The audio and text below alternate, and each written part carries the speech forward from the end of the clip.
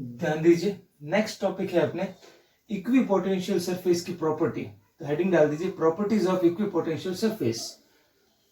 समविभव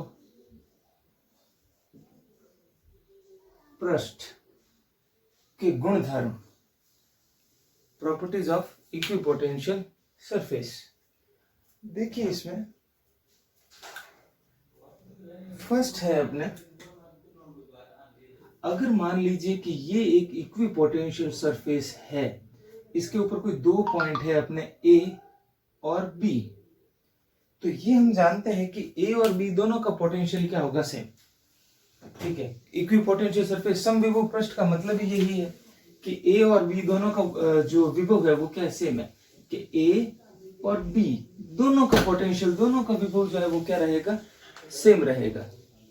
ठीक है, तो बताइए इन दोनों पॉइंट के बीच में विभवांतर मतलब पोटेंशियल डिफरेंस कितना होगा, 0। यहां 5 वोल्ट, यहां 5 वोल्ट, तो इन दोनों के बीच में पोटेंशियल डिफरेंस कितना हो जाएगा, 0। तो फर्स्ट प्रॉपर्टी लिखिए, ये डायग्राम बना लें उसके अंदर, और उसके बाद में उसमें लिखें potential difference between 2 point on equipotential surface is always 0। समविभव पृष्ठ पर उपस्थित दो बिंदुओं के मध्य विभवांतर 0 होता है। अब देखो नेक्स्ट, फिर क्वेश्चन आता है कि अगर एक टेस्ट चार्ज को अपन मूव करें, अपनों ने ऐसे पढ़ा था कि अगर इलेक्ट्रिक फील्ड में किसी टेस्ट चार्ज को मूव करें किसी एक पॉइंट से बी पॉइंट तक, ए से बी तक, तो वो ए से बी तक जाए तो जो वर्क डन होता है वो किसके इक्वल होता है, पोटेंशियल डिफरेंस के इक्वल होता है। ये हमने शुरू में पढ़ा था पोटेंशियल डिफरेंस, कि जब किसी एक टेस्ट चार्ज को अपन मूव करते हैं एक पॉइंट से दूसरे पॉइंट तक, ए से बी तक, तो जो वर्क होता है वो वर्क उन दोनों पॉइंट के पोटेंशियल डिफरेंस, उन दोनों पॉइंट के विभवांतर के क्या होता है, बराबर होता है। कि जब परीक्षण आवेश को एक बिंदु से दूसरे बिंदु तक लेकर गए तो किया गया कार्य उन दोनों बिंदुओं के मध्य विभवांतर के तुल्य होता है। ये विभवांतर की, पोटेंशियल डिफरेंस की डेफिनेशन थी।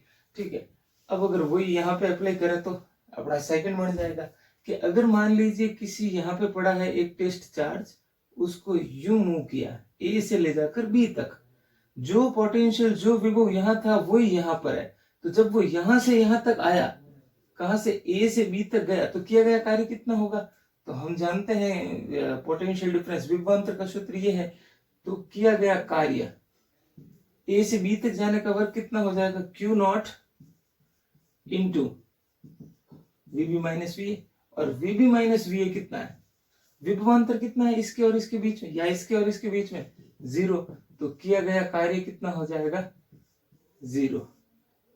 तो ये बनाने के बाद में आप सेकंड पॉइंट लिख लें, when we move a test charge from one point to another on equipotential surface then the work done is 0। जब हम एक परीक्षण आवेश को समविभव पृष्ठ पर एक बिंदु से दूसरे बिंदु तक विस्थापित करते हैं तो किया गया कार्य 0 होता है। ओके, अब पढ़ते हैं थर्ड प्रॉपर्टी।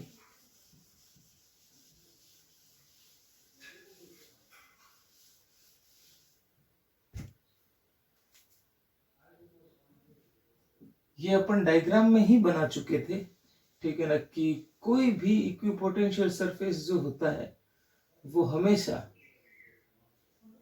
विद्युत क्षेत्र के साथ, इलेक्ट्रिक फील्ड के साथ राइट एंगल समकोण का निर्माण करता है, चाहे कहीं पर भी हो, हमेशा क्या बनाएगा, 90 डिग्री बनाएगा, चाहे किसी का भी हो। ये ई वेक्टर, और ये हो गया अपने इक्विपोटेंशियल सरफेस, समविभव पृष्ठ। ठीक है, तो एक प्रॉपर्टी ये भी लिख लीजिए आप कि विद्युत क्षेत्र सदैव समविभव पृष्ठ के साथ समकोण का निर्माण करता है। Electric field always makes right angle with equipotential surface.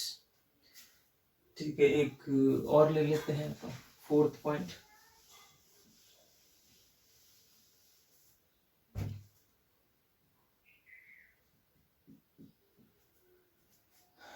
इसके अंदर अपन लिखेंगे कि two equipotential surface never intersect each other. देखो अगर कोई सरफेस है इक्विपोटेंशियल सरफेस और ये दूसरा कट कर गया, जैसे कि अब इस पूरे, ये एक इक्विपोटेंशियल सरफेस है, मान लो इस पूरे पे हर पॉइंट का पोटेंशियल क्या है 5 वोल्ट, और ये एक कोई दूसरा इक्विपोटेंशियल सरफेस है जिसके हर पॉइंट पे पोटेंशियल है 7 वोल्ट। तो ये दोनों कट नहीं कर सकते। क्यों नहीं कर सकते? क्योंकि जहां कट करेंगे फिर वहां पर क्या हो जाएगा, 5 भी है और 7 भी है, वो तो इम्पॉसिबल हो गया, या तो 5 है या 7 है, ठीक है ना। अगर आप मानते हो कि ये वाला पॉइंट 7 पर है तो इसके ऊपर 7 वोल्ट है, इसके अलावा कुछ नहीं, क्योंकि ये इक्विपोटेंशियल समविभव पृष्ठ का बिंदु है, सबका वोल्टेज सेम होगा। अब यूं भी नहीं कह सकते कि भाई 7 और 5 दोनों है तो 7 और 5 12 हो गया, 12 हो गया, 7 + 5 12 भी नहीं हो सकता, ठीक है ना, क्योंकि ये इक्विपोटेंशियल सरफेस है, समविभव है, इस पूरे पे 7 ही होना है। और इस इंफॉर्मेशन के अकॉर्डिंग इस पूरे पर, मतलब इस पॉइंट पर भी 5 ही होना है, इसके अलावा कुछ नहीं हो सकता, ठीक है। तो हम कहेंगे इसका मतलब ये हुआ कि दो इक्विपोटेंशियल सरफेस, दो समविभव पृष्ठ आपस में कभी नहीं काटेंगे, वो इंटरसेक्ट नहीं कर सकते, क्योंकि अगर करेंगे तो एट इंटरसेक्शन पॉइंट, कटान बिंदु पर विभव के 2 मान हो जाएंगे, जो कि बिल्कुल गलत हो जाएगा। इक्विपोटेंशियल सरफेस की जो डेफिनेशन है फिर उसको ये जस्टिफाई नहीं कर पाएगा। ओके, तो ये पॉइंट लिख लें एक, two equipotential surface never intersect each other because if they intersect at intersection point, there will be two value of potential which is impossible. दो समविभव पृष्ठ